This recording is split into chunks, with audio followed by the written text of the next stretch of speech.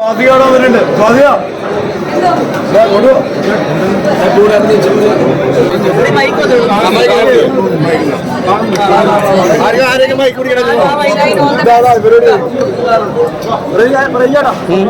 ചോദിക്കാം.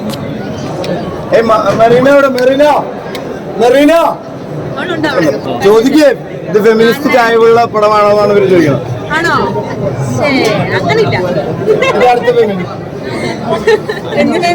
ഇത് ഒരു ഫെമിനിസ്റ്റ് ചായവുള്ള പടമാണോ എന്നാണ് ചോദിക്കുന്നത്.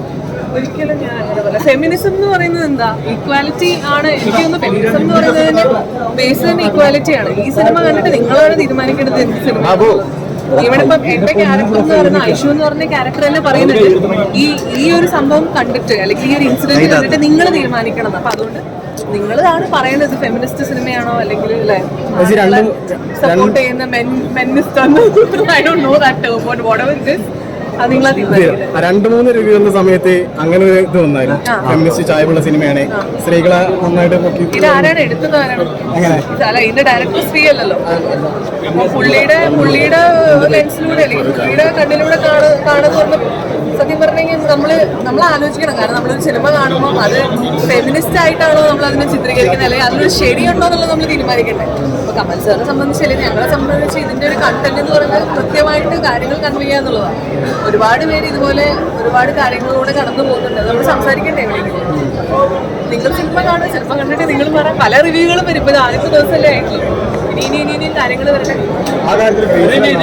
സമൂഹത്തിൽ ചർച്ച ചെയ്യപ്പെട്ട ഒരു വിഷയമാണെന്ന് ചർച്ച ചെയ്യാനായിട്ട് ആൾക്കാർ മടിക്കുന്ന ഒരു വിഷയമാണ്. ഇതിപ്പോൾ ഫാമിലിയിലാണെങ്കിൽ പോലും വൈഫ് വീട്ടിൽ പോലും പറയാനായിട്ട് മടിക്കുന്ന, അല്ലെങ്കിൽ പാർട്ട്ണർ ഉണ്ടെങ്കിൽ അയാൾ പോലും പുറത്തേക്ക് പറയാൻ മടിക്കുന്ന ഒരു സബ്ജക്റ്റാണിത്. അത് ഇപ്പോൾ വിവേകാനന്ദനെ റെപ്രസെന്റ് ചെയ്യുന്ന ഒരുപാട്, ഞാൻ പറയുന്നില്ല, വിവേകാനന്ദനെ റെപ്രസെന്റ് ചെയ്യുന്ന ഒരുപാട് ആൾക്കാരുണ്ട്.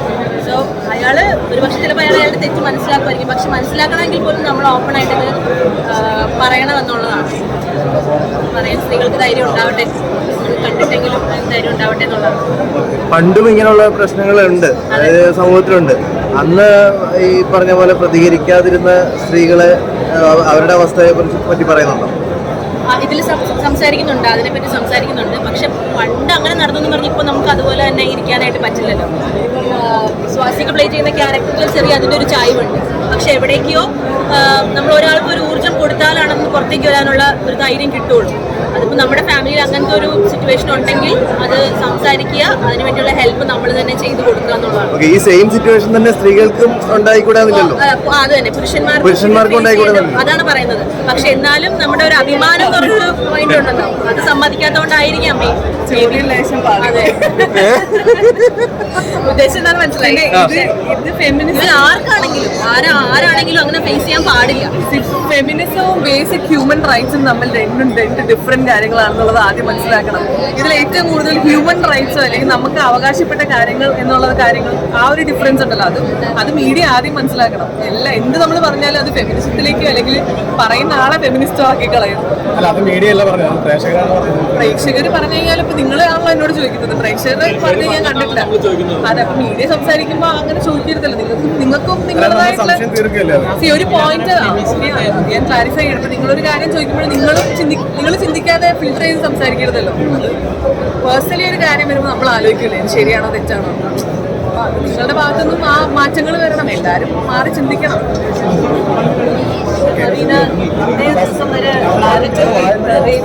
ഒരു ലോ പാസ്സാക്കിയിട്ടില്ല.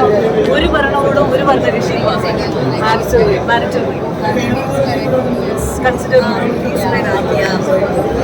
ഭാര്യയ്ക്ക് സംഭവിക്കുമ്പോൾ അത് ഭർത്താവിന്റെ അവകാശമാണെന്നും ഭർത്താവിന് സംഭവിക്കുമ്പോൾ അത് ഭാര്യയുടെ അവകാശമാണെന്നും പറയുന്നിടത്താണ് ഒരു ക്വസ്റ്റ്യൻ വരുന്നത്. അത് ഹ്യൂമൻ റൈറ്റ്സ് അവിടെ ഇപ്പോൾ ആരും ചർച്ച ചെയ്യാതിരിക്കുകയാണ്.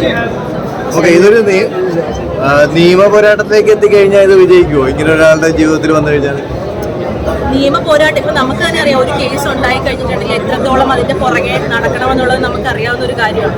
അപ്പം എന്തെങ്കിലും ഒരു കൺസിഡറേഷൻ ഇന്ന് കിട്ടുവാണെങ്കിൽ മാത്രമേ ഇതൊരു നിയമ പോരാട്ടത്തിലേക്ക് ഒരാളുടെ ഒരു മാനസികാവസ്ഥയാണ്. ആ മാനസികാവസ്ഥയോടെ നമ്മൾ കൺസിഡർ ചെയ്യണം. ഇത് ചിലപ്പോൾ നമുക്ക് എല്ലാവരോടും പബ്ലിക്കലി ഓപ്പൺ ആയിട്ട് പറഞ്ഞ് നടക്കാനായിട്ട് സ്ത്രീകൾക്കാണെങ്കിലും പുരുഷന്മാർക്കാണെങ്കിലും ചിലപ്പോൾ പറ്റിയെന്ന് വരും. അപ്പൊ അതിന് നമുക്ക് എന്ത് ചെയ്യാൻ പറ്റും എന്നുള്ളതും കൂടെ നമ്മൾ ചിന്തിക്കേണ്ട ഒരു കാര്യമാണ് എന്നാണ് എനിക്ക് തോന്നിയിട്ടുള്ളത്. അപ്പൊ ഇനി കാണാനുള്ള പ്രേക്ഷകരോട് എന്താ പറയുക? കാണുക അത് തന്നെ കാണാൻ പോകുന്ന പ്രേക്ഷകരോട് പറയാം, കാണുക എന്നിട്ട് പറയാം, അഭിപ്രായം പറയാം. That's it. അയ്യോ ഒത്തിരി ചൂടോടോ. ഇവരെല്ലാം പറഞ്ഞല്ലോ, എല്ലാ പോയിന്റ്സും അവർ പറഞ്ഞു. അതന്നെയാണ് എനിക്ക് പറയാനുള്ളത്. ഇത് കണ്ടാൽ മാത്രമാണ് നിങ്ങളുടെ ചോദ്യങ്ങൾക്കൊക്കെ പല ആൾക്കാരും പല ഉത്തരങ്ങളും പറയും. അപ്പോൾ അതൊരു ചർച്ചയാവട്ടെ, അത് നല്ല രീതിയിൽ പോസിറ്റീവായിട്ടുള്ള ഡിസ്കഷൻ നമ്മുടെ സിനിമ കൊണ്ട് ഉണ്ടാവട്ടെ എന്നുള്ളതാണ് ഞങ്ങൾക്ക് ആഗ്രഹം. അല്ലാതെ സ്ത്രീകൾ മാത്രം സംസാരിക്കട്ടെ, പുരുഷന്മാർക്ക് മാത്രം, അങ്ങനെയല്ല. രണ്ടുപേരും അങ്ങനെ ഒരു ചർച്ച വന്ന് അതൊരു പോസിറ്റീവായിട്ടുള്ള ചർച്ചയാവട്ടെ. നമ്മൾ ഈ സിനിമയുടെ എൻഡിൽ പറഞ്ഞ പോലെ ഇതൊരു ഉപദേശം നമ്മൾ ആർക്കും കൊടുക്കാനോ അങ്ങനെയൊന്നും എന്തായാലും പറ്റില്ല. അതുപോലെ ഇതിനൊരു നിയമപരമായിട്ടൊരു തീരുമാനം ഉണ്ടാക്കാനോ അങ്ങനെയൊന്നും എന്തായാലും പറ്റുമെന്ന് എനിക്കറിയില്ല. പക്ഷേ കുറച്ച് പേർക്കെങ്കിലും കാണുമ്പോൾ എന്തെങ്കിലും കാര്യങ്ങൾ അവർക്ക് സംസാരിക്കാനോ അല്ലെങ്കിൽ പ്രതികരിക്കാനോ അല്ലെങ്കിൽ അതിനൊരു സൊല്യൂഷനൊക്കെ പറയാൻ പറ്റുവാണെങ്കിൽ അത് നല്ലത്. അത് നമ്മളെ സിനിമ കൊണ്ട് കിട്ടുന്നത് നമ്മൾക്കൊരു അഭിമാനമാണ്.